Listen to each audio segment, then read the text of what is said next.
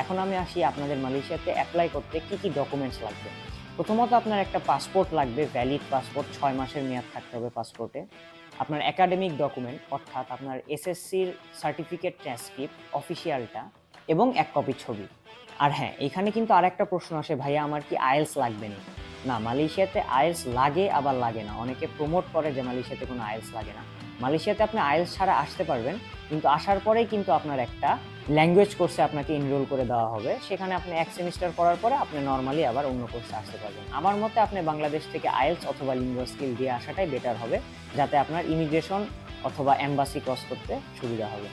এই ভিডিও দেখার পরেও যদি আপনাদের কোনো হেল্প লাগে তাহলে আমার সাথে আপনারা যোগাযোগ করতে পারেন। আমার কন্ট্যাক্ট নাম্বার আমি ডেসক্রিপশন বক্স এবং কমেন্ট বক্সে আমি দিয়ে দিয়েছি, আপনারা ইজিলি আমার সাথে কন্ট্যাক্ট করতে পারবেন। ইনশাল্লাহ আপনারা অনেক শীঘ্রই মালয়েশিয়াতে চলে আসবেন এবং আপনার পড়াশোনা শুরু করতে পারবেন। দেখা হবে অন্য কোনো ভিডিওতে। Best of luck. আসসালামু আলাইকুম।